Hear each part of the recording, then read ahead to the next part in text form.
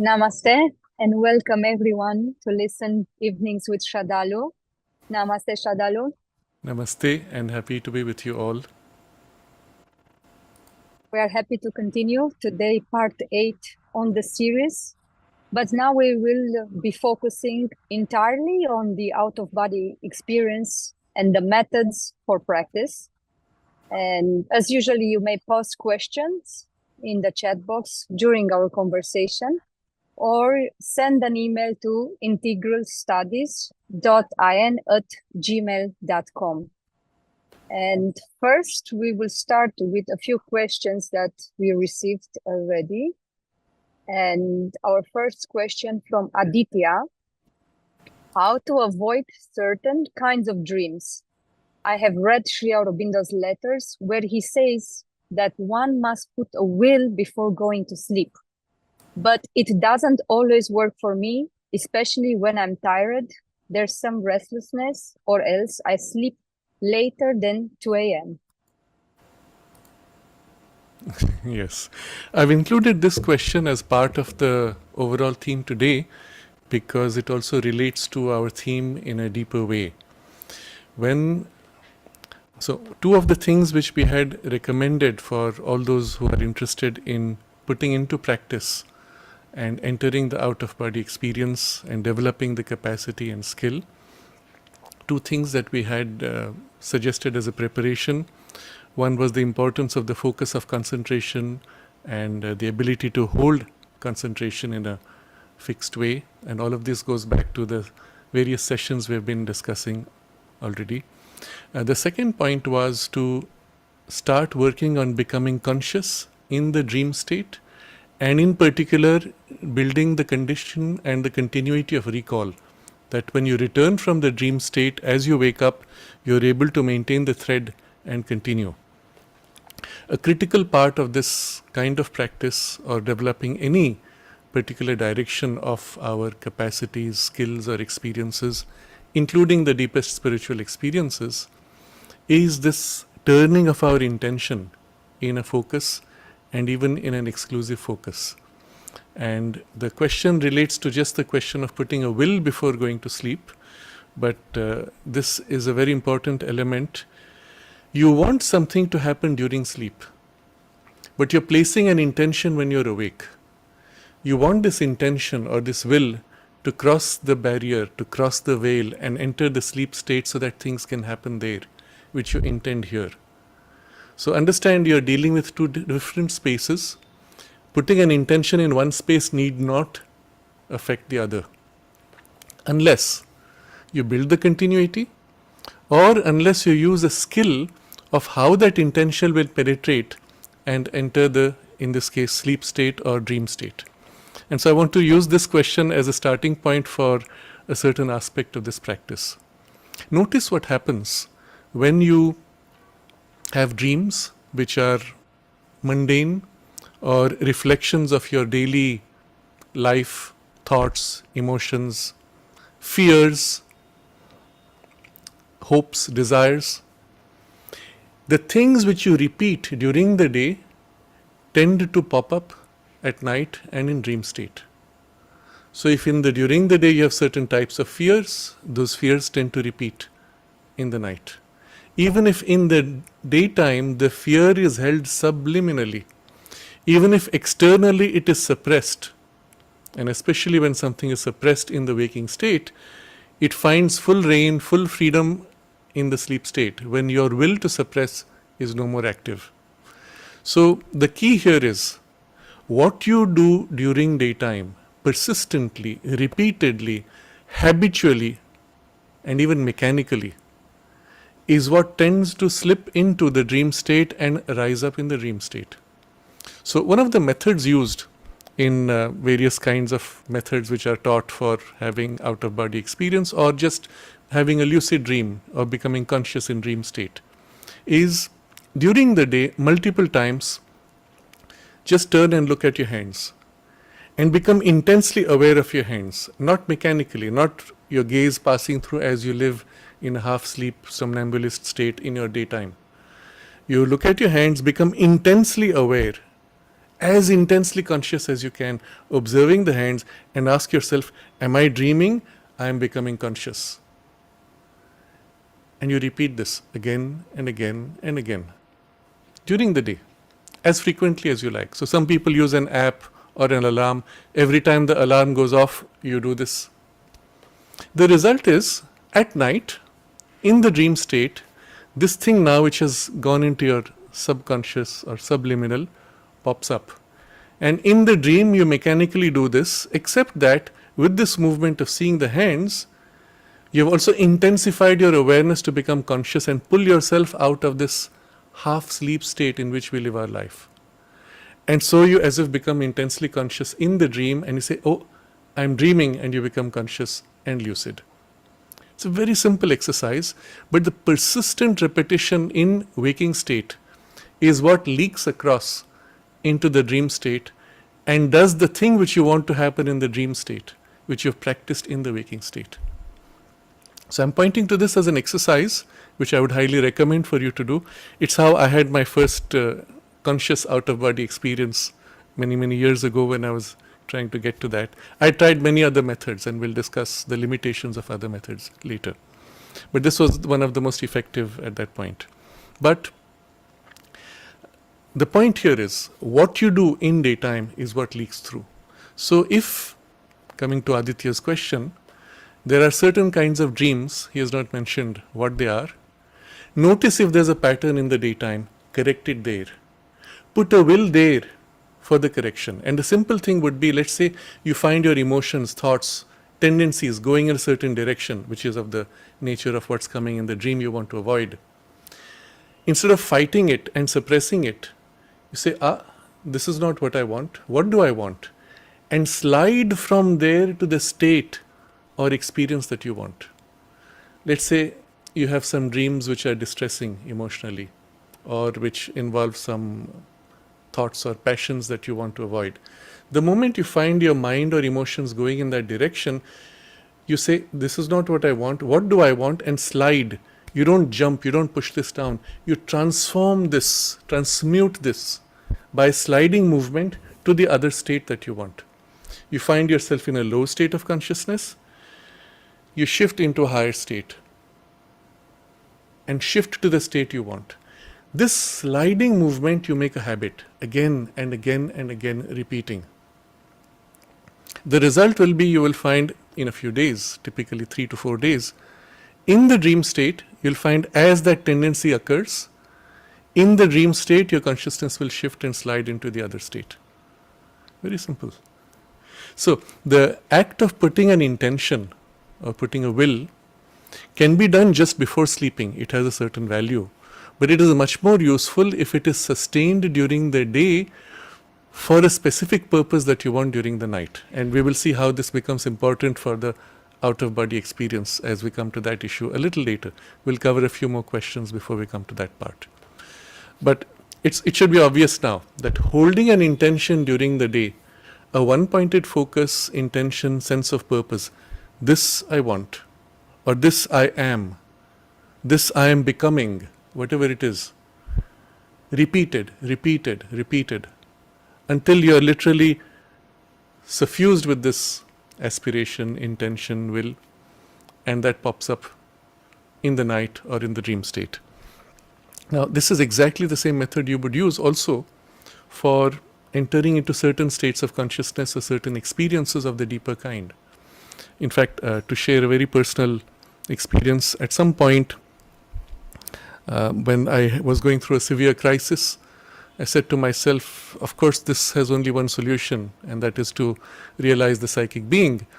And I remembered Mother saying that it took her so many months, etc., and she held that intention for so many months.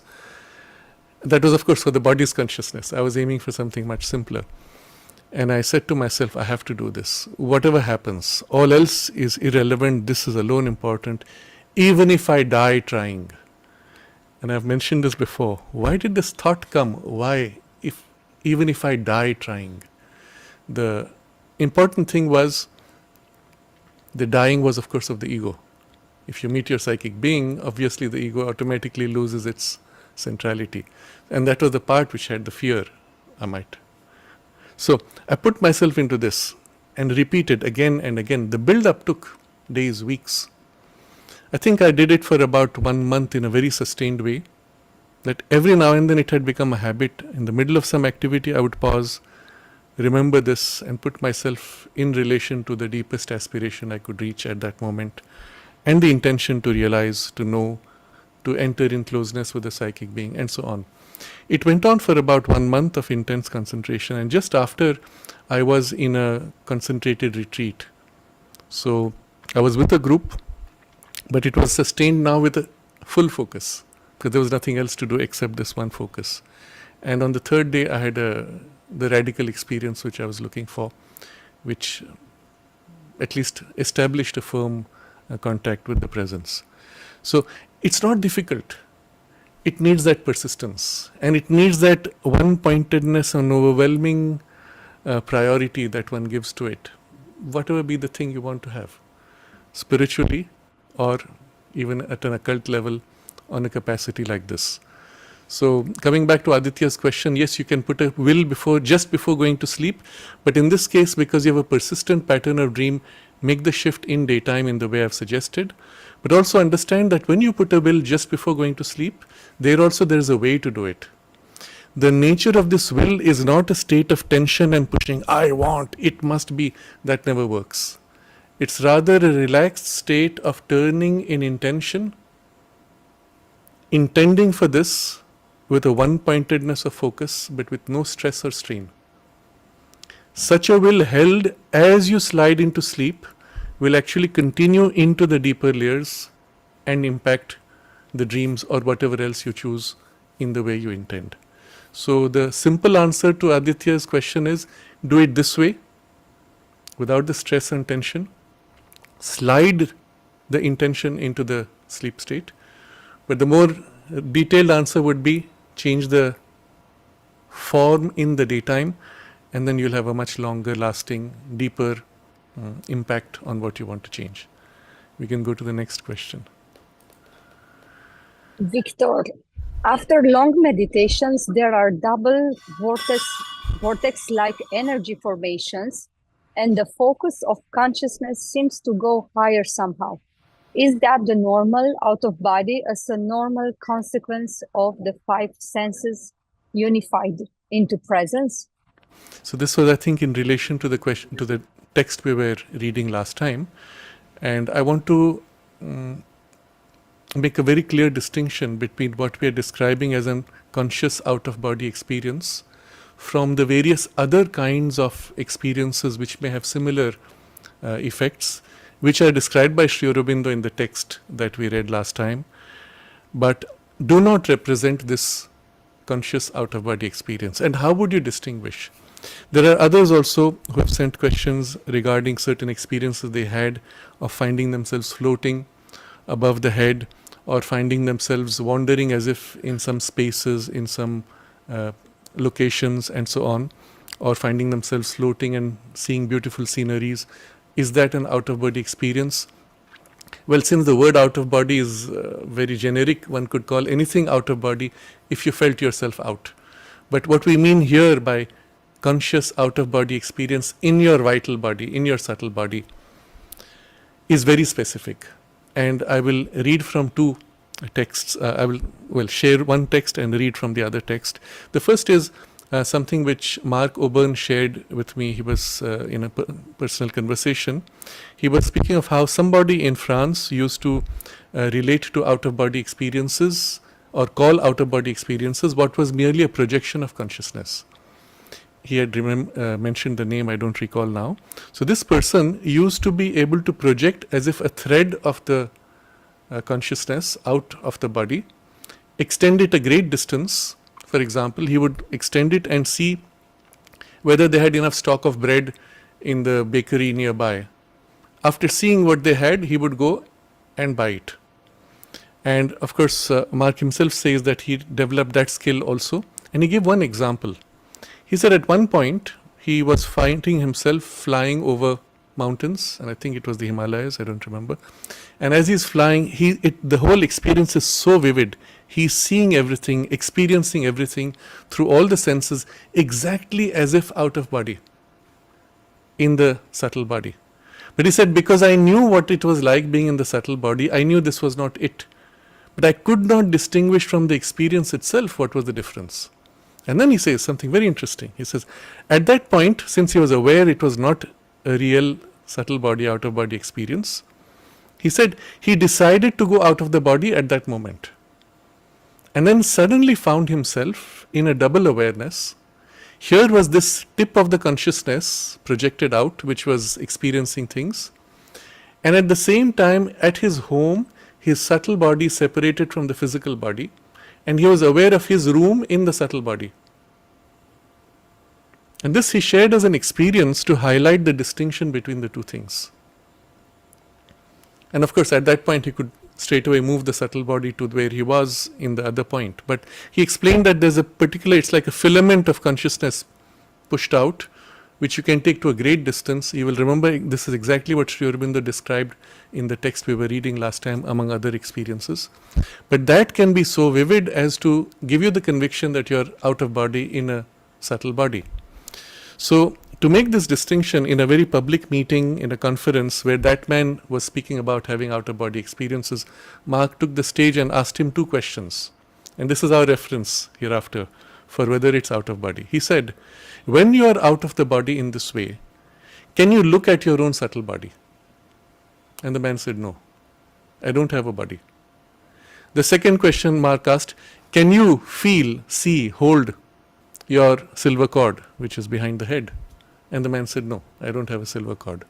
So Mark said, this is not technically then out of body experience. Now, of course, one can play with words. You can define out of body as straddling all these variations of experience. No, but at least for our purpose, we will use this term very specifically.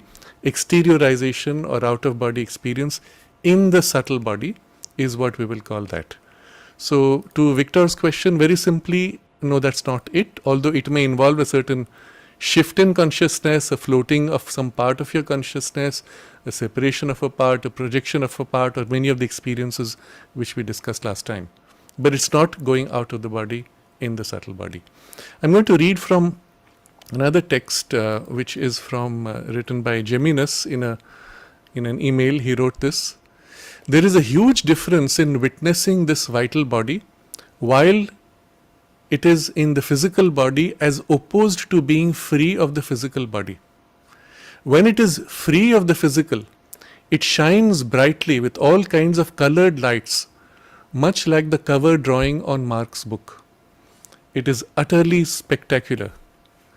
In the many hundreds of people I have facilitated in going consciously out of body, the witnessing of their vital body out of the physical completely eradicates any fear of the death of the physical and any doubt of the existence of the divine, of immortality, of eternity, etc. It is a revelation very worthy of experiencing. So for those who have not seen Mark's book cover, I think this would give you an idea of what it looks like. But you can go to the website deeptipublications.com, where you can see the cover perhaps in better, closer, enlarged version. But I remember also meeting one of Mark's students who had a large number of experiences. And she said this, the first time when she was out of the body, she looked at her hand and she found it so beautiful. She was mesmerized and kept staring at it for a very long time. Well, such is the glimpse of beauty that one can have of the subtle body.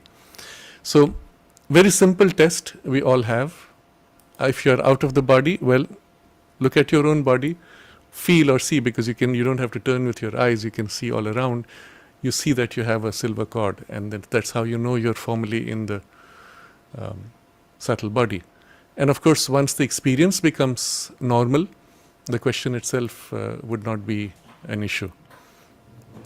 So this is in response to question from Victor. We go to the next question. Yes. Quartz. What if we move out and some other entity enters? What if some other entity enters while one is in our... Yes. So when you're out, the fear that some other entity might enter is very simply answered. You are never out entirely. It is your subtle body, your vital body, which is out. All the rest of you is still very much connected, present, and there are many layers, and there's a continual link between the two.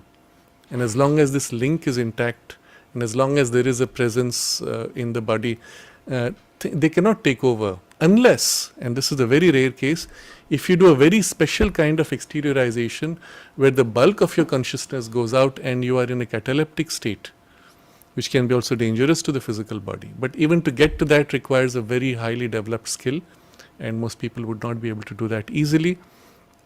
But that being said, remember also that supporting all this is your deeper self, or to use Aurobindo's vocabulary, the central being. It is ever vigilant. It chooses. It has in full control the experience of separation outside the body, as well as the intelligence and the necessary capacity to bring back to integration whenever required. And this is in fact the experience of most people. If at any point there is some disturbance or some danger to the physical body, automatically you are pulled back and you rejoin. And it can even be very subtle, somebody approaching, and the perception or sensation in the part of the consciousness which is in the physical body that there is somebody approaching is enough sometimes even to compel the subtle body to be pulled back. One of the things you will find Mark describing in his book is that when he is pulled back, in the middle of some experience which he wants to stay on with, he finds this silver cord pulling him. He tries to resist.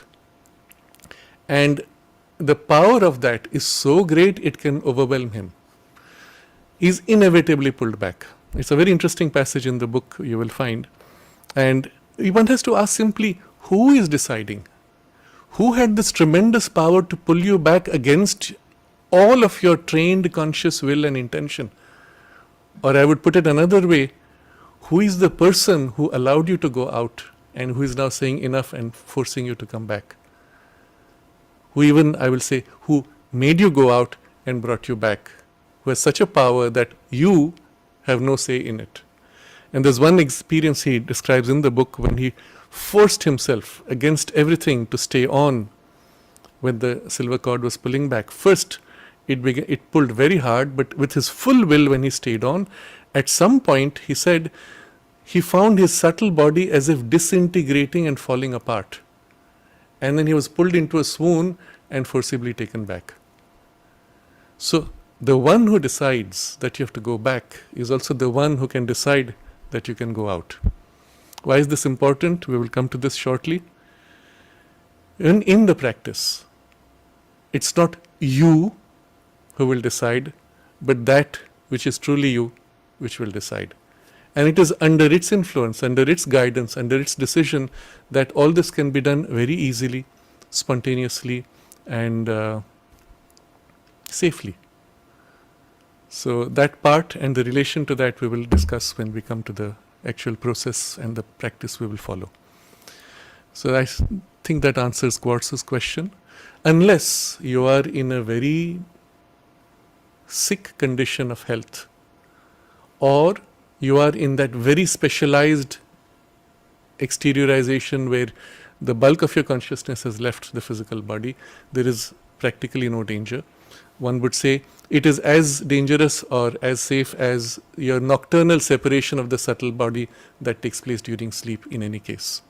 Only now you will be conscious and you will be able to act consciously. We can go to the next question.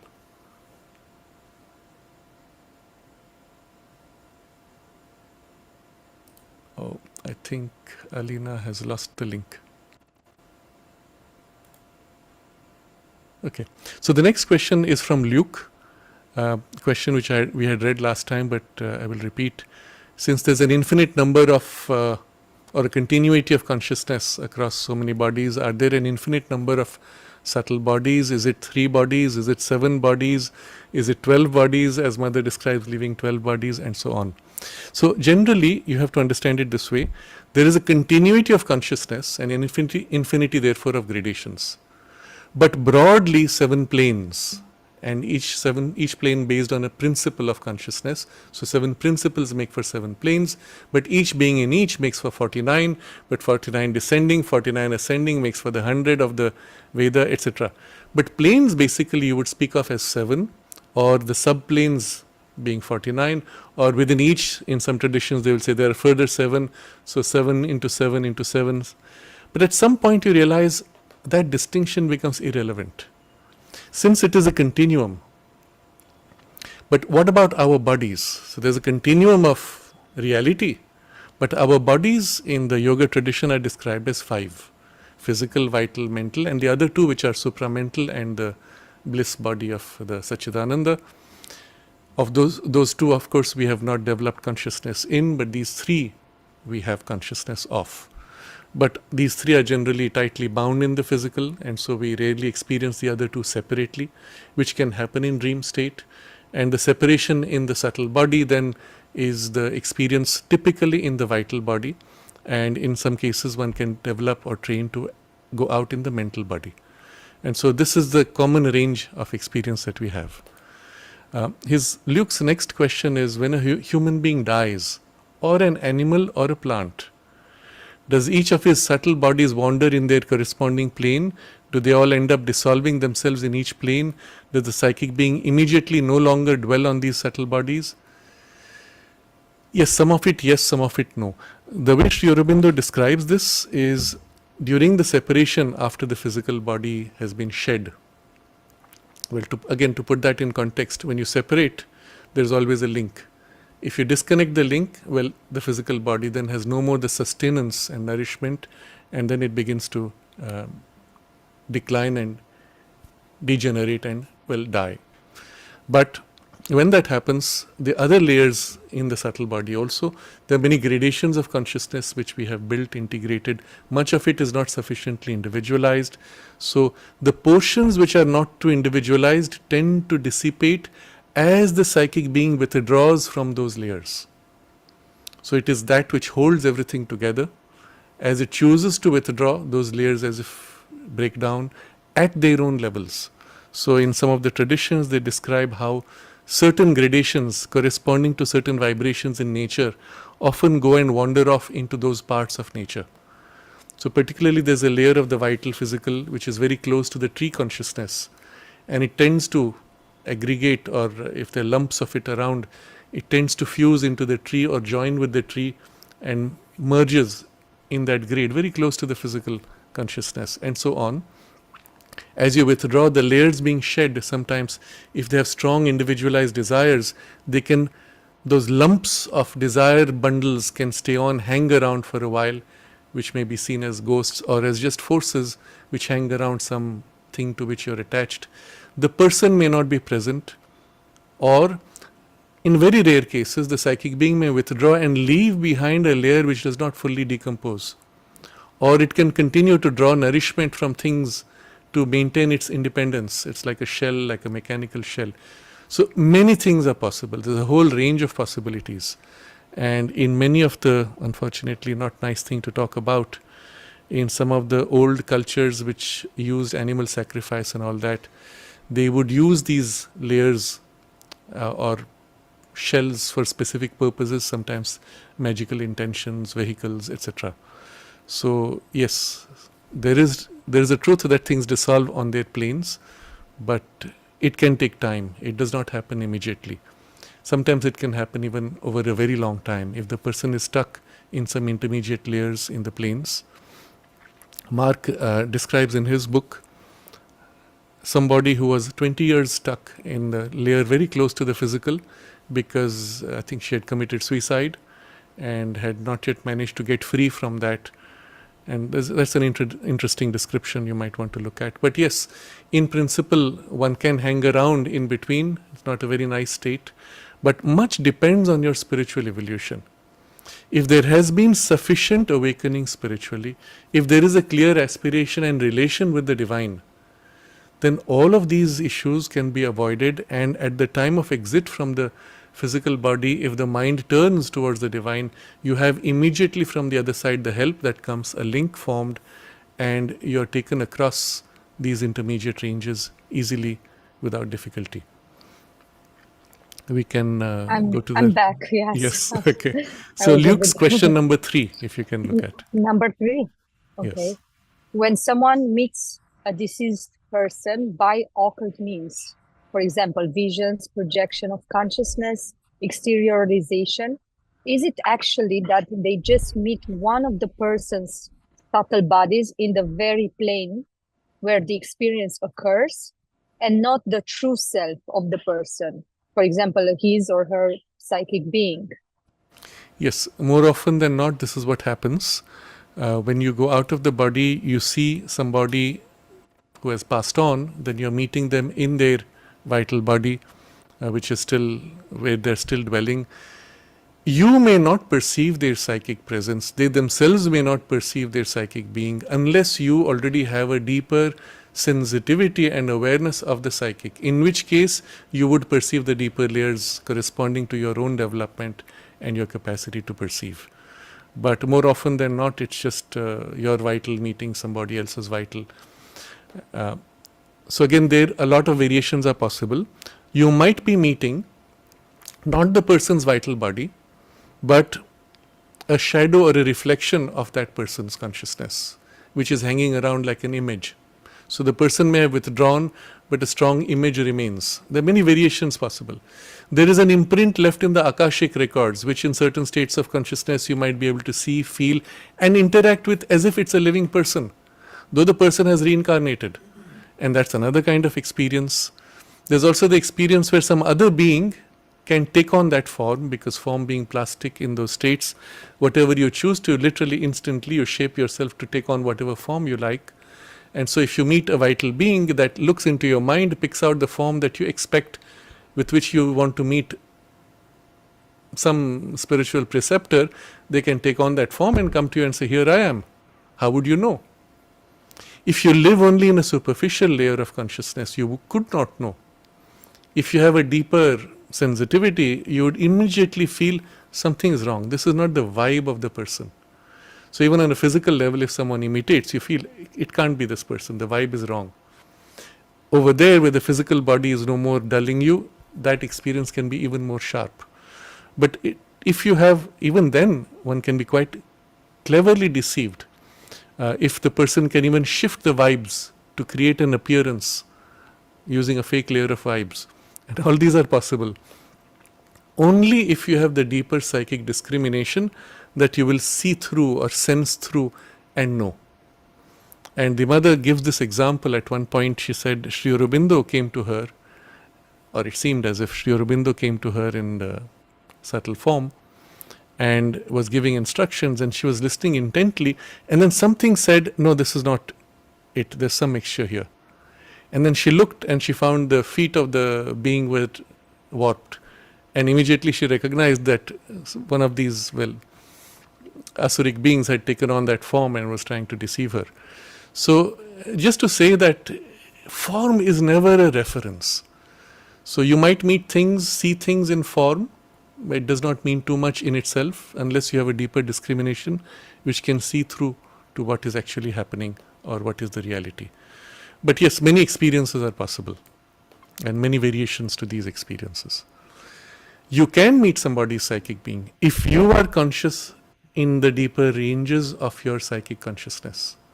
And then it is possible to actually go into the psychic world and meet in that world or experience things in that world. And that is a very different grade of experience. But still, all this would require you to have already developed a certain capacity and familiarity with the psychic consciousness or presence. So this is one question which used to bother me.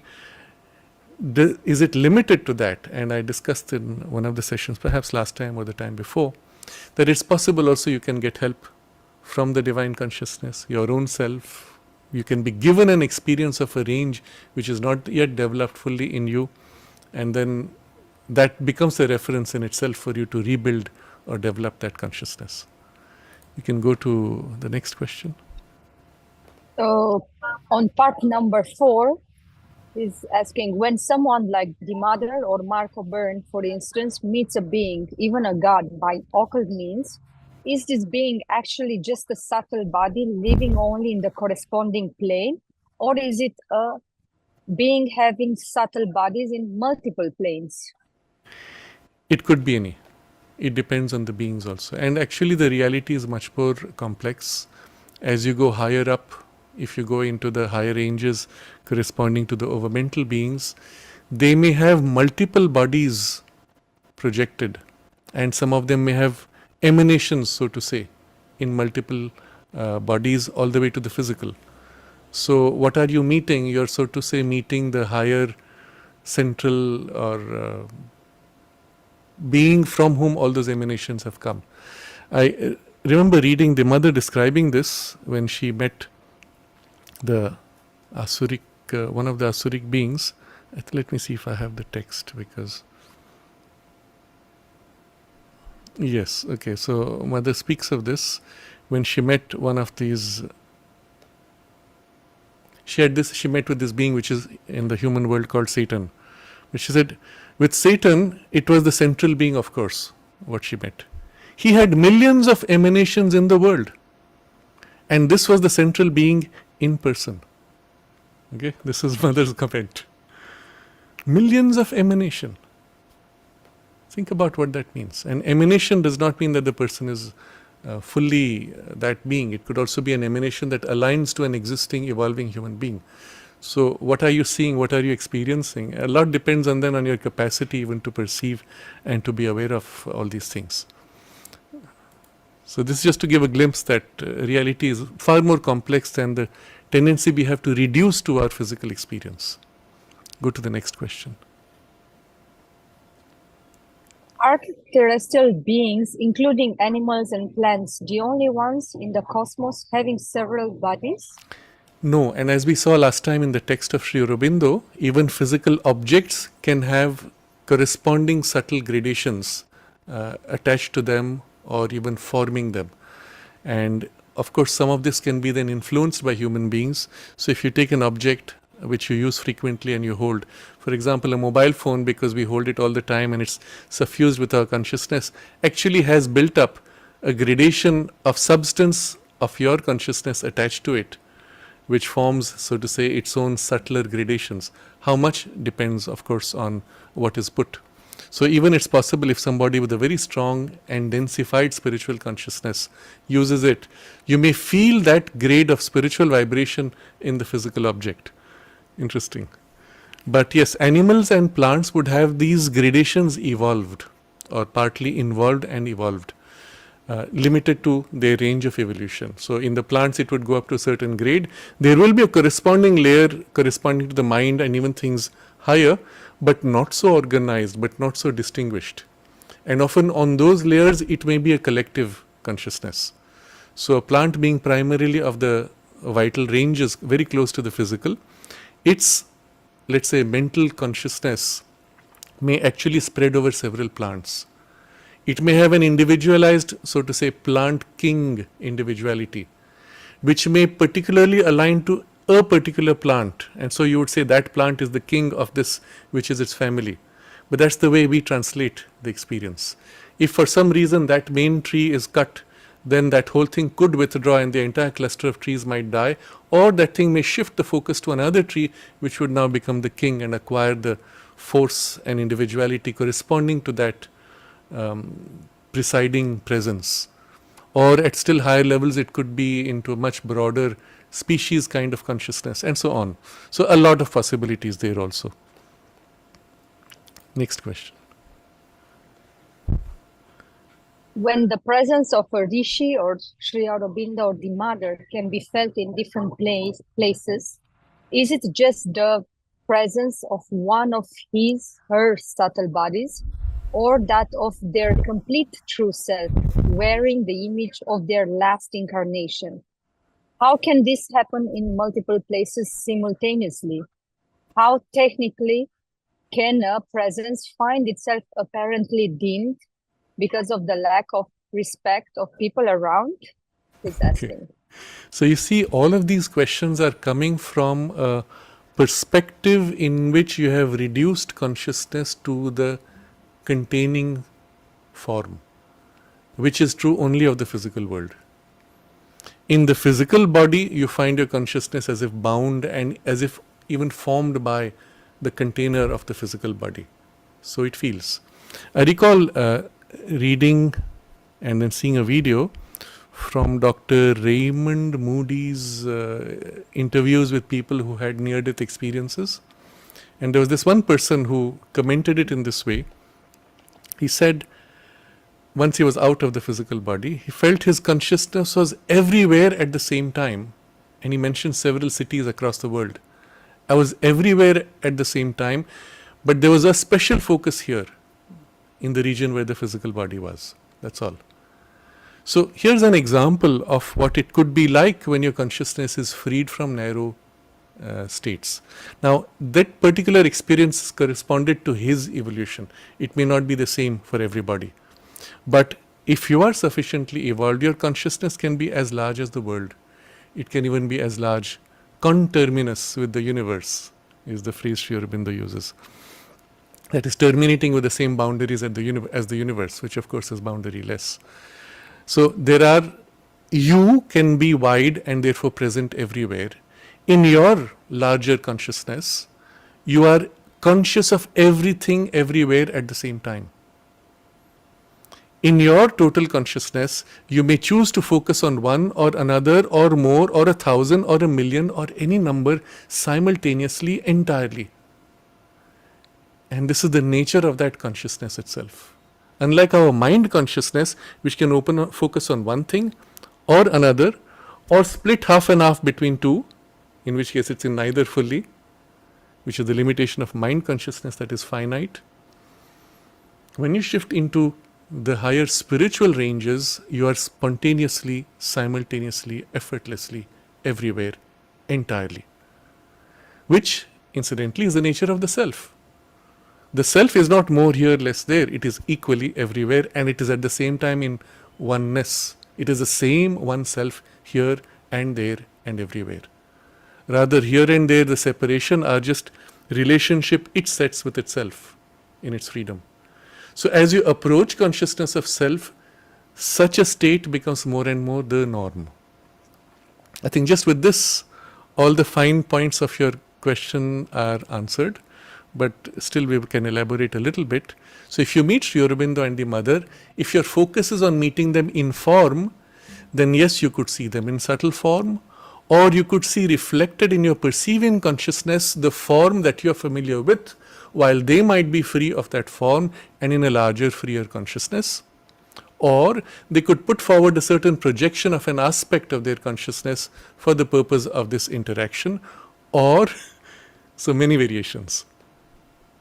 And it could be any of these. But generally what happens, and this is why I encourage you to hold the relationship with the divine and those who represent for you the divine, in this case Sri Aurobindo and the mother, in a state of pure, direct intimacy of consciousness, not bound to form.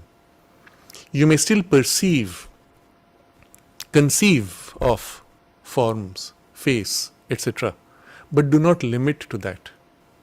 For example, if you conceive of the mother purely in this particular form of body that you see in the photograph, you may not recognize the fact that she comes to you in her subtle body, which is not of that, which is much more young, plastic, and could be of an aspect which is not so common in the photograph.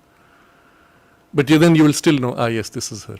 Or depending on the level where you perceive, also there can be an aspect which is more highlighted and so on. So rather than fixating on that, concentrate on the quality of her presence, and to whatever extent you feel the presence, widen out to the largeness of her presence without limiting to form. Now it may happen that in the perception of her vast cosmic presence, you have overlaid as if an aspect or form or image or even a face. But the face is as if just a representation of that which is beyond all. And that face is real. It's not just your imagination. It's a real form of that which is beyond form. You will remember the line in Savitri, which goes something like this, when he describes Savitri meeting the Supreme Lord, and all worshipped forms were in him. Something like that. Sorry, I don't have the exact words. But in the very glimpse of that form that you had, you could feel, see, sense all other forms simultaneously present in that form. Or such is the nature of the perception in those states. Unlike the physical world where form is rigid, here you may experience simultaneously all the forms, all the ages, all the variations in a single form, and each distinctly perceived though simultaneously. So there are many variations to this kind of experience, and it is all natural to these states of consciousness.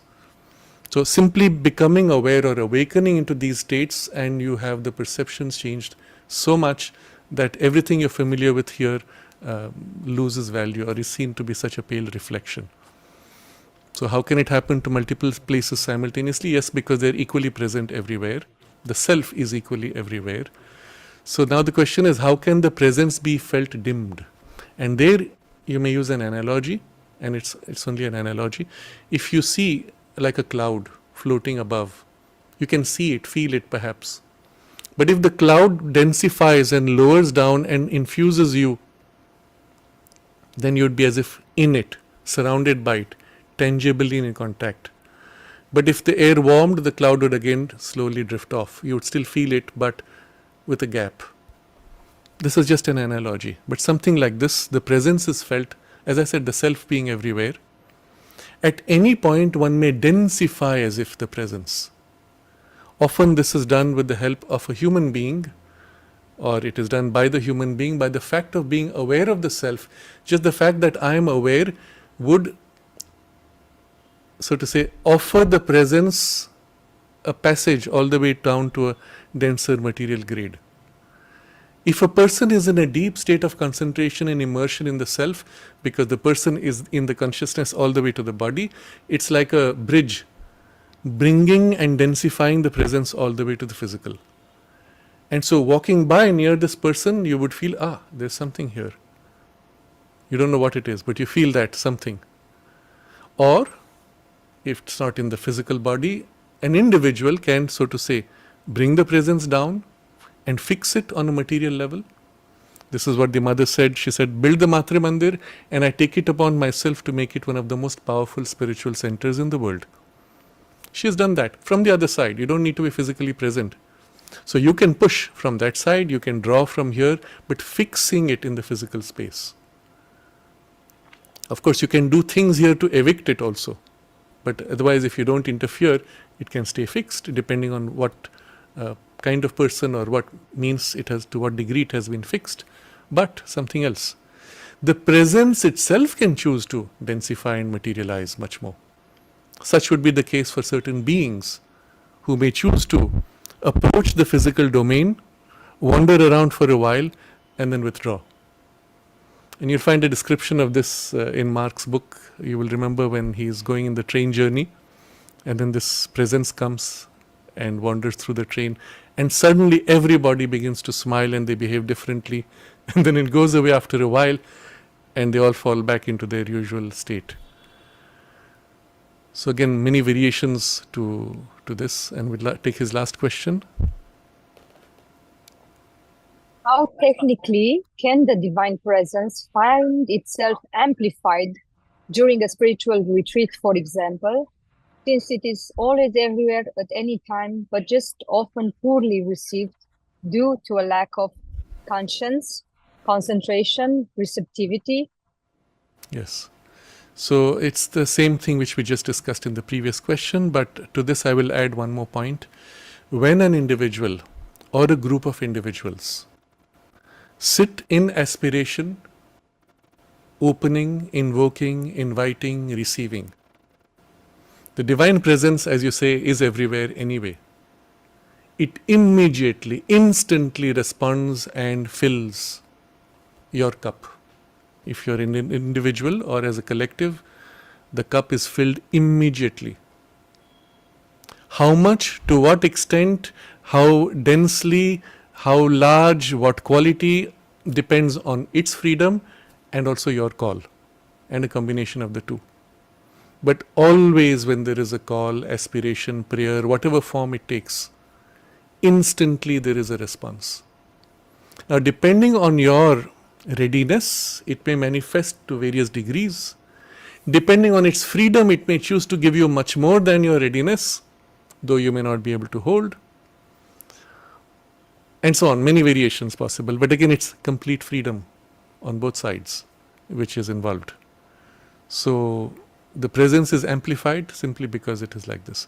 Now, I had a very interesting experience I've perhaps mentioned here. There are a few places where I had gone for some programs, and particularly where we had done a concentrated meditation retreat.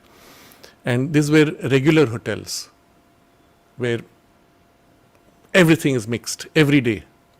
And we came back to the same place after a gap of 1 year or 2 years. Entering the room, one could feel as if the presence was still imprinted as if just above. And all you had to do was to create the space and invoke it, and boof, it was just there. Very interesting. It had not fully gone. And I had one more experience. This was in France, in a place, again it was for something like this. And we had gone to a place, as it turned out, it was not the best place. It was in the basement of a hotel where they used to have weddings. And entering the place, it was cold, damp, heavy, dull, dark presence. Not very encouraging. So we set up the place. We placed the photographs of the mother and Sri Aurobindo, and then all those of us who were there arranging, we sat down and concentrated and invoked. And within a few minutes, you could feel the presence beginning to fill. And I think by the time we started, let's say the first less than 24 hours had passed, and the owner of the hotel had to come down for there was some issue, and so she was called. And as she opened the door to come down the stairs, she opened the door, suddenly she was thrown back and said, "Wow, it feels like a temple." She was very sensitive, but she could feel that immediately, and it had such an intensity. So after it was all over, I said, it's not fair to allow it to stay. It would be desecrated. You feel a sacred presence. So we literally prayed and said, okay, now thank you. Now you can go back. And within a few minutes, 3, 4, 5 minutes, not more, the presence was gone. It was back to that dingy, damp, dark vibration of that space. Fascinating. And it's amazing. When you see this happen, you realize what a grace with which the divine pours into you. All you have to do is simply ask. And the Divine Mother, the Divine Consciousness, the Divine Presence is always there, ready to give you everything. So prepare your container, open and ask and receive and hold. That's all that's required really to do so much. We go to the last question, which will be perhaps the most important for our topic today.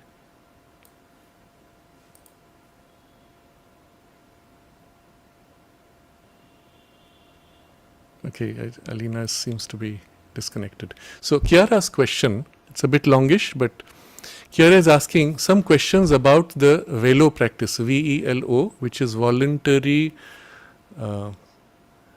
energetic longitudinal oscillation. This we'll speak about it shortly.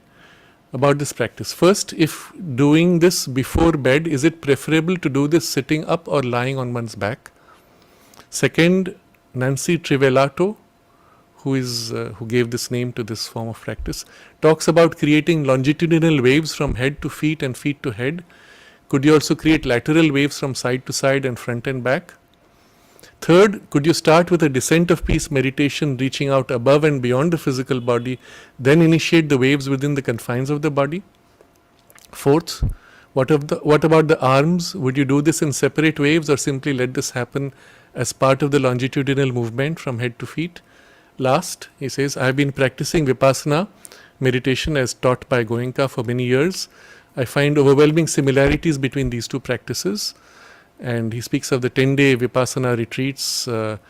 Would that help with the VELO technique? And in the videos, she speaks of vibrational state and energy resonance. Is this a link between the two practices of the Buddhist Vipassana and this? So there are many things to comment, and I'm going to use this generally as a starting point for the practice that would be we would take up for having an out-of-body experience. So first, this velo method is a way of becoming conscious of the subtle body and in the subtle body, but also intensifying the awareness and at the same time building continuity from your physical waking state to the subtle body state. So as a practice, it is extremely helpful, but there are other things which we will do, which we will discuss shortly. But let's just talk about this velo exercise. The exercise itself is described in this way by those who promote it, the IAC particularly, International Association for Consciousness, I think. The way they describe it, and the lady who named this particular form of practice, Nancy, they describe it as an energetic method and a spiritual practice, etc., etc. I'm going to cut through all that clutter, which is a very mixed understanding of it, and go to the thing as I would describe it from the perspective of the integral yoga. So primarily the exercise is one of an energetic exercise. It has in itself nothing to do with spiritual experience, but it is linking you to your subtle body. You can of course bring into it a spiritual dimension, but that is not intended, nor is it present in the way they describe it. But the exercise is very simple, and rather than going into the whole complex form in which they do it, I will simplify it to what is relevant for our practice for the out-of-body experience. Basically, the practice involves becoming aware like a disk of energy, let's say above the head, and then feeling the energy move through the head as a sensation, energetic sensation, layer by layer, all the way down through the arms, torso, etc., all the way down to the feet, and then from the feet again going back all the way up the head, and then going back down and up and down and up. So initially you do it very slowly, and then you speed it up until you go quite fast repeatedly. Now you can see the exercise itself is not to be done as a visualization. It's not picturing something, it's feeling it energetically. So you can feel like a warm sensation, energetic sensation, heat, in whatever way you feel energy, and slowly bring it down and feel the penetration, feel it extending beyond, etc. Part by part, slowly go all the way to the feet and back up. Now, for those of you who have already done the exercise of the guided meditation for descent of peace, you will recognize something which is similar but not the same. There the experience is not energetic. It is not one of vital energy. It is of a deep, dense presence of peace that settles in and literally like a liquid fills you, surrounds you, and fills you and makes you conscious of your subtle body. So the approaches are slightly different, but the common feature I will point to, and then you will see how you can use this for the purpose. If you're using the descent of peace meditation, the velo exercise can blend into it for this end. So if you're conscious of the peace that fills you and you feel it extending around, and you feel the boundaries of your subtle body swollen around you, then you simply start with that. Become conscious of your subtle body and intensely aware, and let that awareness, so to say, slide down all the way to the feet and back and up and down. So here you have already shifted attention, not so much at an energetic level, but already on the awareness of your subtle body. Perhaps initially subtle physical, but as you concentrate and move in this way, the nature of the exercise, etc., will bring and intensify the awareness and sensation in the vital body in particular. And so this I would suggest as the easiest way, because with this you are focusing directly in and on the vital body awareness, intensifying it and making it more complete. But if you don't want to do this, you follow the velo method the way it's taught. The way they will tell you is you do this up and down many times, and you keep doing this regularly, and with it gradually you will experience the subtler layers, etc. So I'm skipping the gradual process. I'm trying to get you to the direct method immediately. Become aware of the subtle body and then do this velo exercise on it to intensify and particularly become conscious of the vital grade. So this would be the easiest and most direct way. Initially you do slowly, and then as you feel it becoming more and more continuous, you speed it up and then speed it up and go back and forth rapidly. At some point you'll find the entire awareness buzzing as if intensifying. And then you let that movement of intensifying take over. This movement up and down almost becomes irrelevant. Or if needed, you can use it once in a while to reactivate the movement, but then follow the intensification and the buzzing, tingling sensation that it builds. And at that point, you're no more in the descent of peace practice, which is of a different goal. It is meant to connect you to the presence of the self. Whereas here you're much more in the vital body and maybe some part of the subtle physical. Doesn't matter, here the intention is different now. And you use that. At which point, what Chiara asks about lateral waves, front and back, yes, why not? You can do all that to help build. But the moment you build this and you're aware of the intensification, allow the intensification now to amplify.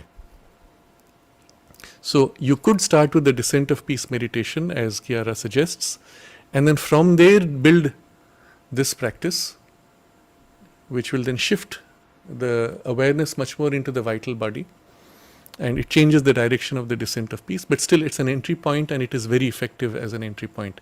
You can literally skip years of effort directly with the descent of peace.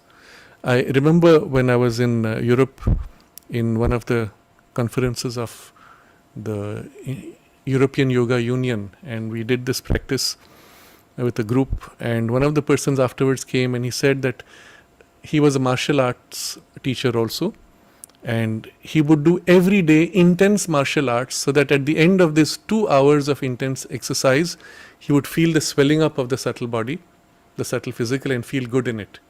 But it took him 2 hours to get to that. And then he said, but here we just went up and down and hop, it was there. Yes, it is actually, it can be, and it is as simple as this. But once you have this, then you can work using this as the starting point for the velo exercise. And then very quickly, in a very short time, you can get to the point where you're conscious of the subtle body as a distinct thing in itself. I'll come to this now when we come to the rest of the practice, but I'll complete the question. About the arms, you don't do separate waves, you have the same one longitudinal movement going there.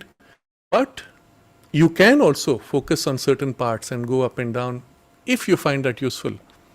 But the intention is to build awareness to the whole. So if you want, you do that in the arms or fingers initially to build awareness. Once you've done that, the focus should be on the whole, to bring yourself into whole awareness of the subtle body as quickly as possible, as completely as possible, to the point where you do not feel your gross physical body anymore and you're entirely in that awareness. That should be the goal. Regarding the link with Vipassana, there's a very big difference and we should be careful. Vipassana focuses principally, at first at least, on sensations of the physical body and then emotions and thoughts, with the intention of separating from it. But the very nature of the process fixates you in the physical body. Because if you started with concentration on sensation of the gross physical body, then afterwards that remains as a hangover even when you focus on emotions and mind. You may observe emotional sensations and try to separate, but because you fixated so much on the physical as the first stage of the practice, I find generally, and maybe it's limited to my experience, that those who have done that sort of practice tend to be stuck in the physical body. Whereas here the goal is to actually disengage from the physical, to let go and even forget all sensations of the physical and come fully into the subtle body awareness. So the common feature is this, some kind of up and down movement of awareness of sensation, but the focus of the sensation is totally different. So I would recommend not to mix the two. And just because two exercises have some common features does not mean they aim at the same or can lead to similar. It is very different. Of course, someone accidentally while doing the Vipassana might focus on the vital physical layers so much that they find themselves in it. That may happen. But for the bulk of the people, that does not happen because of the fixation on the body. So I think with this we have taken all the questions, and I want to focus now on the practice itself. Yes, IAC is International Academy of Consciousness, and you can see their website. I have for today given 3 links which you will find helpful for our purpose, and these links are First, the guided meditation for descent of peace, which is on this YouTube channel. The second one is Michael Raduga's instructions, which is titled How to Lucid Dream. And the third is his ebook, which also discusses out-of-body experience. Now, I must give a clear warning about Michael Raduga and distinguish something important. And this is the great criticism that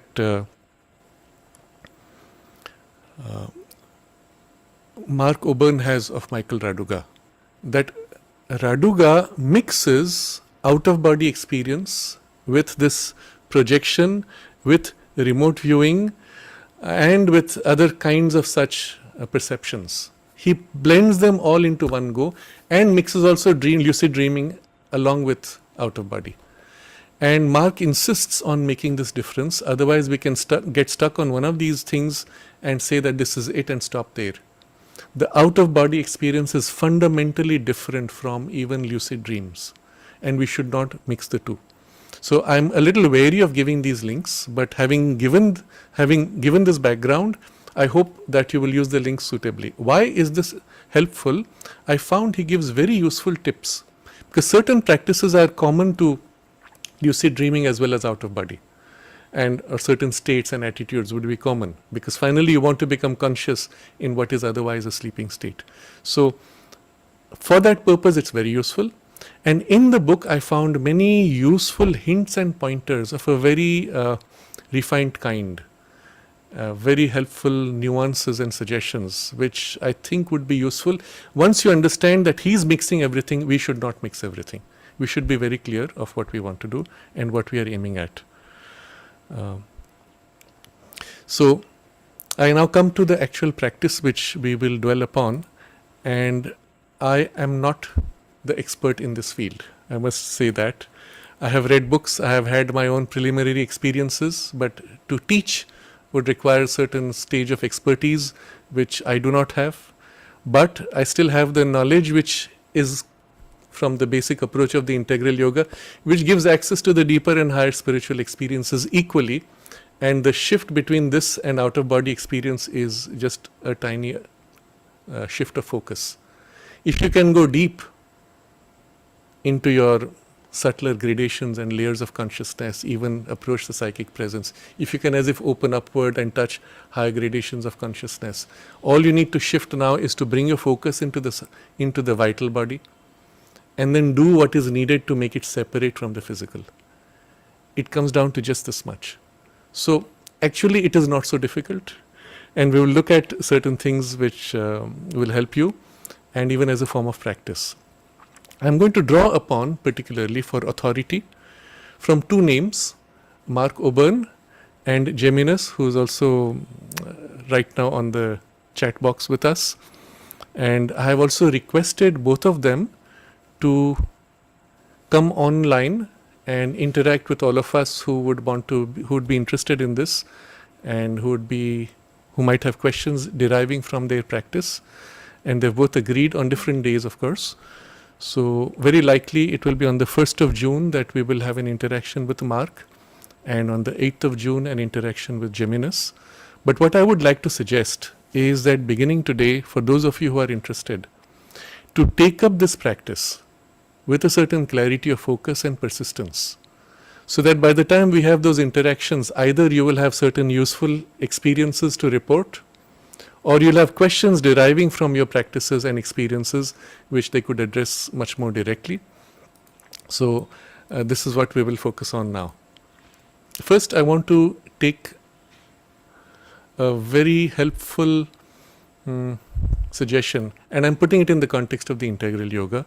Geminus being very much in the alignment with the vocabulary of Sri Aurobindo, I'm drawing a lot on his text and his communications. But remember Sri Aurobindo's text we read last time, where he says the mind should be tranquilized, the desire soul should be liberated from its insistence. Third thing he says, the veil of absorption in the outer consciousness should be broken. And we realize that the inner senses are the source of the outer senses, so as we withdraw, we are centered in the inner consciousness. If you understand this, and if you put this into practice, you have everything you need to get into the out-of-body state. But still, I'm going to read from a comment which Geminus made, which I found extremely helpful to go to the root of the process itself. And he said, let me see if I can find this text. He says, he puts it like this: answer the question as to how you would. Oh, okay, let me go back. Remember, if the body is not relaxed as well as the vital and mental, one does not go consciously out of body. So answer the question as to how you would do that, and you will have found your way to OBE, conscious out of body experience. And then he says, I have found with myself and students that such things as seeing yourself going down an elevator, pulling yourself out of the body with an imaginary rope, etc., does not work, as there is too much glue with all those vital mental acrobatics. So here is your key. How would your body be relaxed? Physical, vital, mental, entirely, and your physical body go into sleep state while your awareness stays conscious. You do that and you have your outer body experience. So again, I'm looking for the text which from Geminus's observation.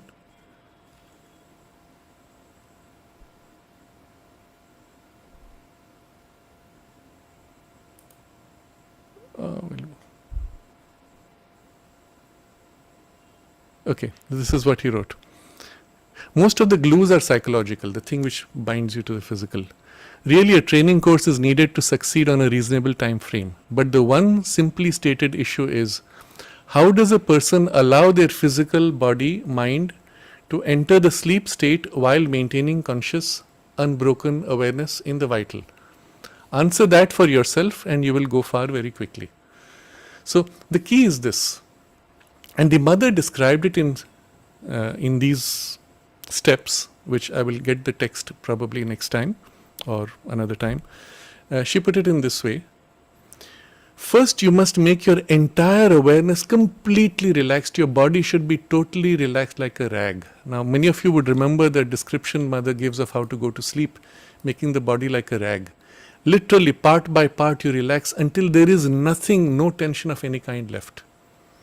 Extend this from the physical body into the emotions and then into the mind.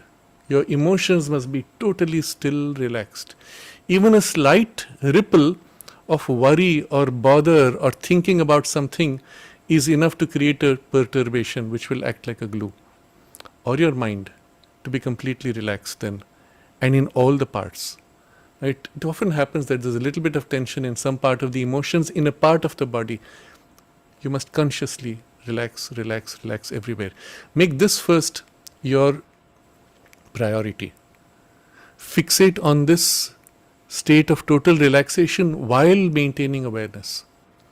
Next, we want to bring it to a state where the glue which binds you, the stickiness which holds you together, so to say, from the mental vital bodies into the gross physical, that should be relaxed. If you could access that layer also in your relaxation, you would be able to just let go and drift off. And that would be how you will have the mastery of being able to go out at will. But for the moment, we don't have that. So we start with catching the body at a time when this glue is the weakest. And this is the common experience everywhere for all, that this glue is weakest in the later part of night. So as you go to sleep, you are somewhat tense, you drift, and there's an oscillation, each time going deeper and deeper and deeper. And there's a time when, let's say 3/4 of the way down into the sleep or halfway down the sleep, you've gone very deep. After that, the still deeper states are so deep that the glue is so weak. At that moment, all you need to do is intend and you drift off literally. And we all come to that degree of freedom from the stickiness to the physical body, all of us, as we approach the latest phase of the night. So the commonest method taught, And Mark refers to this very highly, and in the communication I had with Jimenez also, he also recommended this as a point, a time when one can do this very easily, where the form of practice is, you set an alarm to wake up, let's say at about 3 a.m. You wake up and bring yourself fully into waking state. Some of them even sip a cup of tea just to make sure you're fully in waking state. And then you go right back to sleep. Why is this important? Because the part of your awareness which would normally be half drowsy is brought to full waking state. Now, understand the principle and you can skip a lot of this in between thing. Once you have done that, now you go back, your body is tired and everything else is already on the drifting movement down into deep sleep. So now when you try to go to sleep, all the rest quickly sinks, and this part, normally you would still go to sleep, but this part is already half awake. Now what you do next, which is the most important part, you've gone to sleep with an intention, and we'll come to the intention shortly. You've gone to sleep with an intention. As you wake up, let's say an hour down, you will wake up spontaneously. In the moment when you wake up, your glue is already very weak. That's when you will apply the intention to drift off. And if it does not happen, you will go right back to sleep and wait for the next bump, which will be still lower. And at that moment when you wake up, the glue will be even weaker. And at that point, you will put the intention to drift off. And if it does not happen, you wait for the next. And generally, we are told, if you persist in this, within a few days, you will get an experience of being out of the body. Now, this is the basic framework of practice. We'll go into specifics of it. The specifics of this first begin with the preparation that we would have to make, which begins in the daytime, remember. So, I'm looking at the vocabulary that Jimenez has used. Point 1, he says, first he says, good, strong faith. Second, a clear aspiration, intention in this area. Now, both of these words you will find very common in the integral yoga. The faith here is extremely important because at the end of the day, if you have within you a doubt, hesitation, fear, or whatever, or even a negative faith, oh, it's going to be difficult, that will reflect in the deeper layers. So somewhere within you, you have to bring yourself or find in you this conviction, this is easy. The point which was made by Mark repeatedly in his conference, he said, it's a skill. It's a skill as ordinary as learning to row a boat or thread a needle or whatever it is you want to do. Pick any skill, it's a skill. And it does not require any specialized spiritual development or intelligence or other capacity. It's a skill and treat it as that. And as a skill, anybody can have the experience. Now, the things which you may develop in time is your capacity to use the outer body state to go into higher and other ranges, or to be able to recall more when you return and so on. Those things will follow later. We don't worry about this. The intention right now is to experience going out of the body in your vital body. It's a skill. Everybody can do it, and it is extremely simple if you follow this pattern where already your body is in a state where it can separate easily. You have to do nothing. You have to develop nothing. You have to catch the wave, so to say, catch the occasion, and you'll find it easy. So this faith you must deeply embed within yourself. Sometimes it helps to read literature. So if you read, for example, Mark's book, or if you read from the links I've given of Raduga's text, as you read, work on this idea that you have full access to this, and it's just a question of experimenting a little bit and it will happen. And with it, bring a deeper faith that finally, remember what I said earlier, who decides? Your own higher consciousness, your own higher self. When it chooses, it pulls you, it allows you, it takes you out, it wakes you up in the middle of sleep, in your subtle body, etc. It pulls you back when it needs to. Trust that and ask that. So one of the forms in which you would do this would be to ask the mother, or ask your own higher self, the central being, whatever vocabulary you use, the one who is awake while the rest of you sleeps? Ask that to give you this experience, to lead you through, to guide you through this process, etc.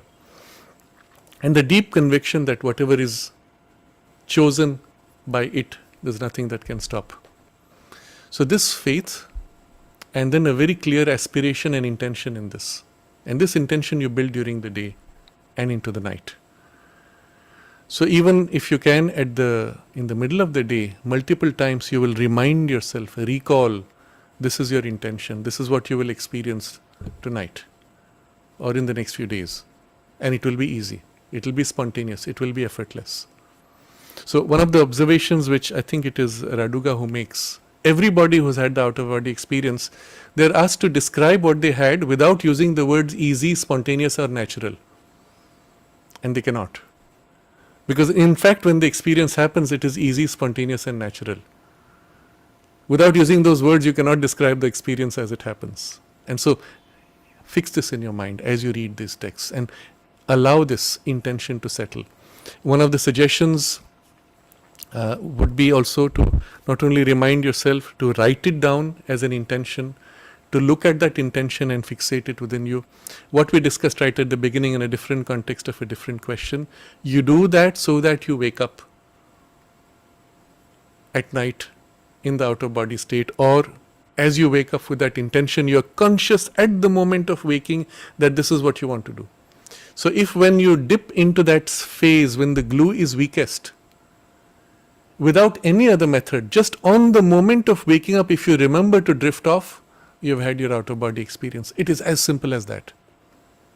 The key is then to remember at the moment of waking and not get into some movement or agitation of thought or emotion. So if you have done this in the daytime, you'll find this happening spontaneously as you wake up and you'll remember. For those of you who have already practiced remembering dreams, you will remember what this feels like. As you're waking up, you're conscious that you're waking up and you remember what it is you want to do, and you catch the wave and you drift. Or as it was for the dream, you catch the thread and you hold. But it's the same experience. So, third thing which he is recommending is regular daily nightly practice. Do this every day. Now, Raduga recommends doing this not every day, but 2 or 3 times in a week. The reason being, if in the beginning you make a mistake and slip into a habit, the frustration builds up, the wrong idea that it's difficult builds up, or a wrong habit in your practice now becomes entrenched. So his recommendation to try once, let it go for 2 days, and then try again and then let it go for 2 days is intended so that you don't repeat the error of the past. And maybe the second time you do it will be different. But if you're conscious of the key, and the key is what we are discussing, this total relaxation, and I'll come to this again shortly. If you're conscious of this, then you can actually do this every day. And then the persistence builds up and makes easy the experience. So every day, all day is a preparation, and nights of course too. That's his point number 4. So before going to sleep, you will remind yourself of this intention. You will put into practice the Velo method, and then the specific thing which you will do at the moment when you wake up. At the moment when you wake up, you will choose to drift off as if floating away. So the way Mark describes it, he says, you remember what it feels like to drift. You remember what it feels like to ski. You remember what it feels like to float. Or you just think of what it feels like to float. You don't make effort. You allow it to happen. This is extremely important because any effort creates the tension you want to do without tension. So I'll give my own experience at some point when I was attempting this. I was in that state where I was aware quite distinctly in the vital subtle body. And I was on the brink, tending to fall asleep, so holding the point of awareness.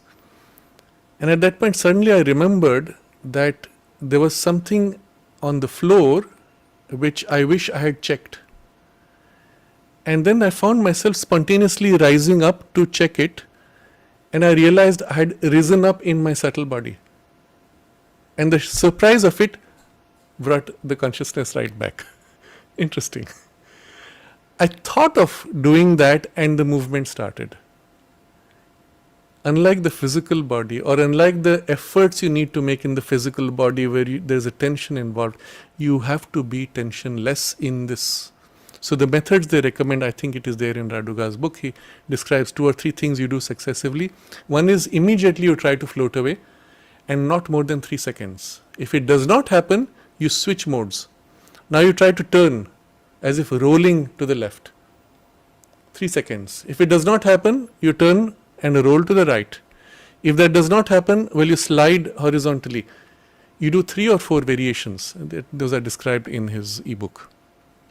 Each effort only 3 seconds at most. Anything more and you'll tend to make tense because you make effort. The secret is learning how to make effort without tensing. Or rather, drop the word effort and replace by the word intention or essential or pure will. This is what you want, and let it happen. So if you catch this, then you can repeat every day and there's no difficulty, the exercise. But if this does not happen, you try 2, 3, 4 attempts, you go right back to sleep. That's the recommendation, and this is the method in the IAC as well as Raduga, where it's described in detail. You go back to sleep, maybe you have not hit the lowest point where the glue is thinnest. Next point, you wake up after an hour, you do this immediately. On waking up, you float off. 3 seconds, you roll left. 3 seconds, you roll right. But generally, what we are told is within the first 2 days, or sometimes in the very first day, in the second or third attempt, you'll find it happening. Again, you don't do more than 3 or 4 attempts. If that does not work, you go right back to sleep. But with the intention that you will catch the next wave, the next time that you wake up, you will catch the moment where you wake up. So I'm describing this intention and the fact of remembering the intention when you wake up. This is going to be your key. That's why the work during the day, the one-pointed intention, focus, but in a state of relaxation. So I'm coming now to point number 5 from Geminus, where he says, studying up on Mother's and Sri Aurobindo's delineation of their sleep yoga is also key. At least I now insist upon this for others as a safe, sound and safe preparation. So yes, read about this, how to make your sleep conscious, etc. Things we've already spoken of. But all of this will help to orient your intention that you want this to happen at night. So at night before you go to sleep, you will practice this. Intention of floating, intention of rolling left, right, drifting. And then again stop, relax. Again you will practice this with the intention that you will remember to do this at the moment of waking up. And you do all this before sleeping. You imprint this as an intention. You remember the will, the word we used of will before, but in a very relaxed way. And then you practice the velo followed by this intention.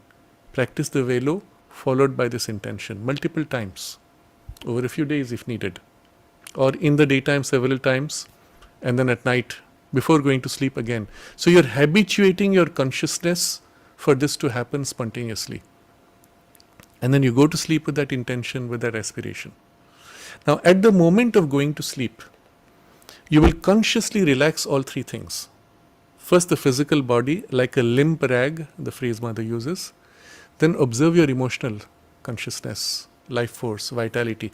If you have done the velo, you're conscious in the in the vital parts, or even in the subtle physical, wherever it is.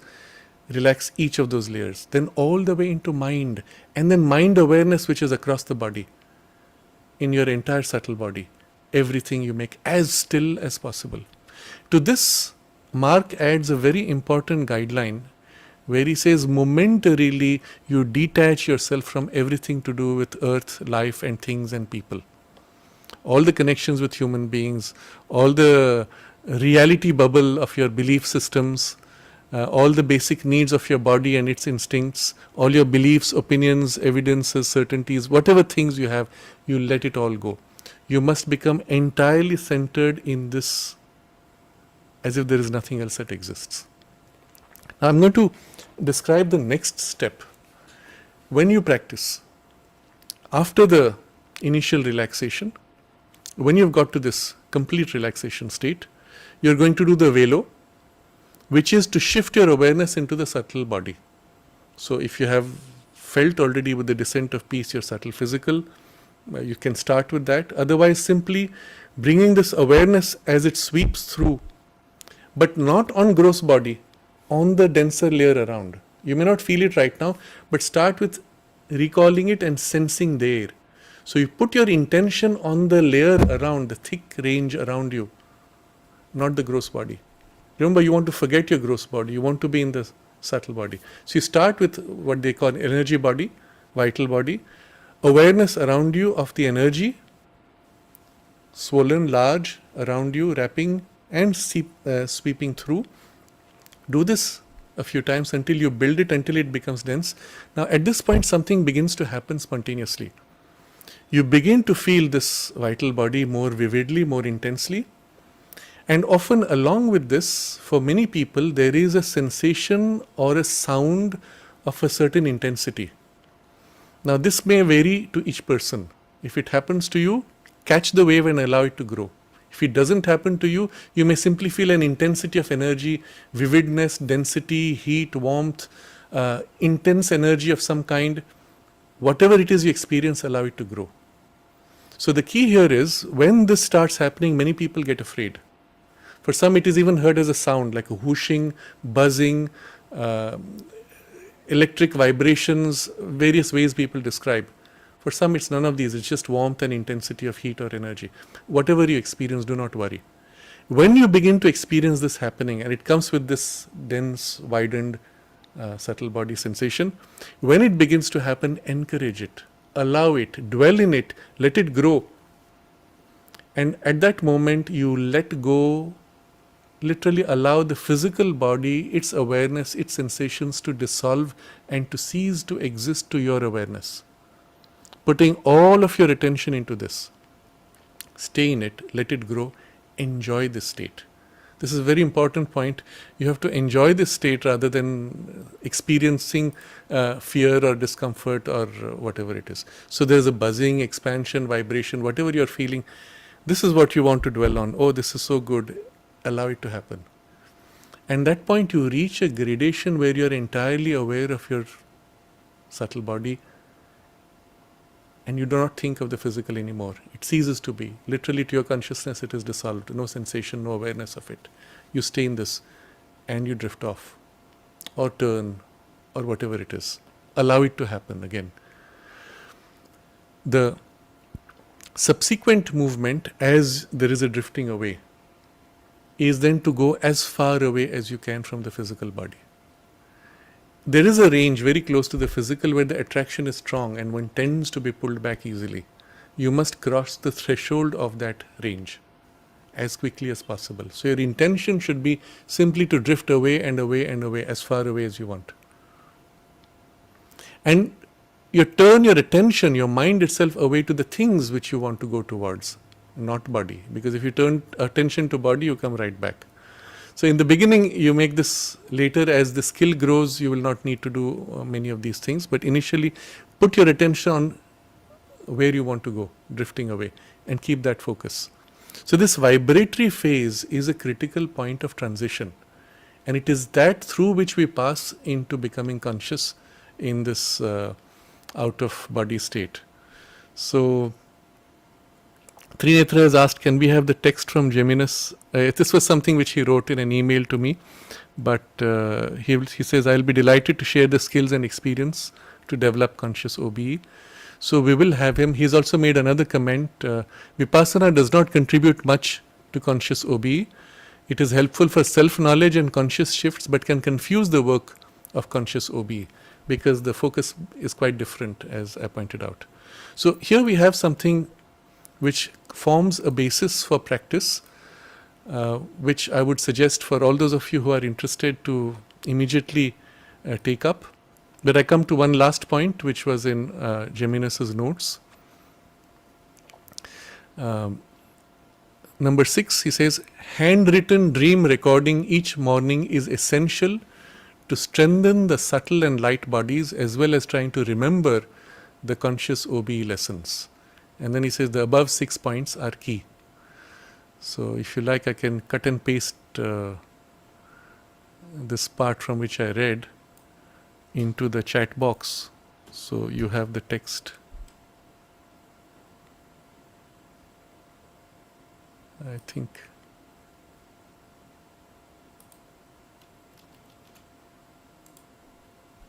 I don't know why it's not going through. But I will put it in the description later, so you can see it in the description. Oh, it says it's too long. Okay. Let me then clip it into pieces.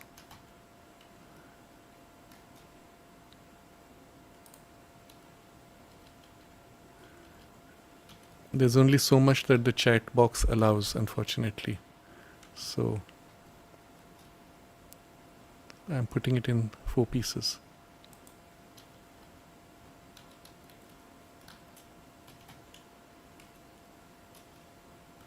Okay, so it's there. I'll also put it in the description box. To summarize now, key points.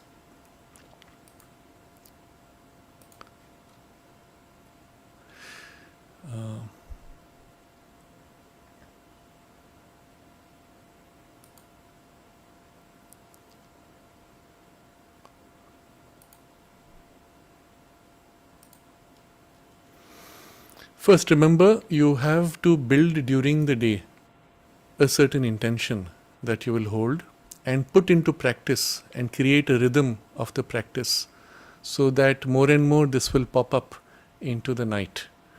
And so, and practice at the same time the dream recall. This will help to build the continuity. If you have already built a basic spiritual purification, integration of your life around your psychic aspiration, all of these will go a great way to not only make this experience more spontaneous and easy, but also safe when you are going through various experiences. Then, before sleeping, you are going to go into complete relaxation of the physical, emotional, and mental layers, and go through this multiple times. Remove every little thing. Remember what it feels like at the moment when you wake up from very deep sleep. That's the depth of relaxation you must have, and train yourself to be able to enter this. And if you can do this, then you can even do in the middle of the day, you can take your body to that state of relaxation and be able to separate. But initially we won't attempt that. We will use the opportunity of the early mornings for this purpose. Second, you will practice the Velo method as a way of shifting awareness into the subtle body, and then practice the movement of drifting off, rolling over, etc. And instill this as a habit in the consciousness. One of the things which Raduga says is you should do this mechanically. Don't do it with effort, do it mechanically. The result is you let go of the tension that comes in effort. You will notice one of the first things you do when you try to float away, you'll notice somewhere inside a part of you will tense. Sometimes it's a physical part of the body which becomes tense, or some part of your energy becomes tense because you're trying to float away. Relax and let go. You don't try. You allow it. You intend it. So this is a skill you will develop very quickly if you're conscious of this point. The moment you make an effort to roll, you will tend to become tense, which is the reason why we have to keep trying.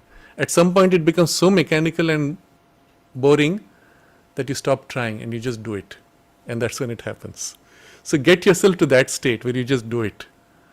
No effort, no tension of effort rather, just allowing. So work on this. Focus on the buzzing experience as you're, after the Velo, as you come into this state of the subtle body awareness, and then float, tilt, roll, move, drift, etc. This state of vibratory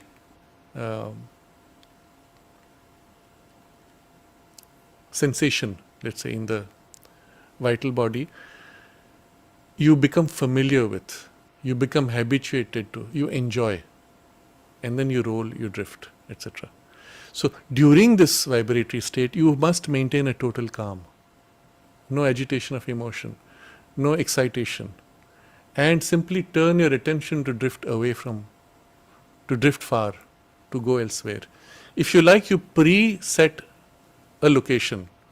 just outside your house, on the road, on the terrace, or some place which you're familiar with, where you've already been. Place that as an intention, as a direction already, so that you don't think of going away from something, you think of going towards something. And so use this as a starting point. You'll get a lot of hints and tips in the text which I've shared from Raduga's book, the link which is there, and I believe that will be of help also. And Geminus is saying something more.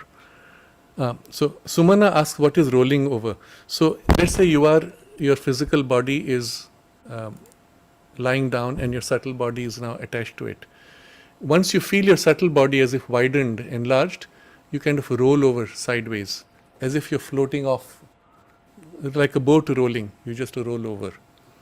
So that movement of rolling over, or drifting up, or sliding forward, there are various movements which you can take up. Just the intending. Geminus also says, add this, while doing the night sleep waking practice, keep the mind gently without stress or effort on the top of the head or upon the third eye area between the eyes. This allows the body to fall asleep while the mind vital remains conscious. So this is another very important key. You have to let your body go to sleep, but your awareness remaining. And the point where you can hold most easily is generally either third eye or top of head, depending on what you're habituated to. So again, if you practice this during the day, during your concentration, meditation, hold your awareness here, hold it above there, to the point where you lose awareness of the physical body. You'll have the experience of what it's like to be in one-pointed awareness, free of body. Get familiar with these things, and it'll all help in this particular form of exercise. So even as you drift into sleep, you may choose to hold attention there and let the body go to sleep, and your awareness stays here, and you find yourself drifting off spontaneously. For some, it might be just as easy as this. So you have several things you can do. I would suggest simply start doing, even if you do it mechanically, and especially if you do it mechanically, habitually, you might find much more easy the spontaneous experience. I think this is all I wanted to share for now. Yes, one more point Geminus has made. It is skillful to have a clear plan for when you go consciously out of body. Yes, drift far away from the physical body with your plan on what to do when you're flying out of body. So this should be an intention already present. And if possible, program this from the daytime also. When I go out of body, first thing I will do is go there, go to my terrace, go to that garden, go to that park, space that you're familiar, which you feel comfortable going to. Or if you want to do a distance, you think of the Matri Mandir or something like that. Or some place which is familiar and comfortable for you to immediately focus upon. And so the habit will take you straight there. And this will be the way to make it most easy and spontaneous.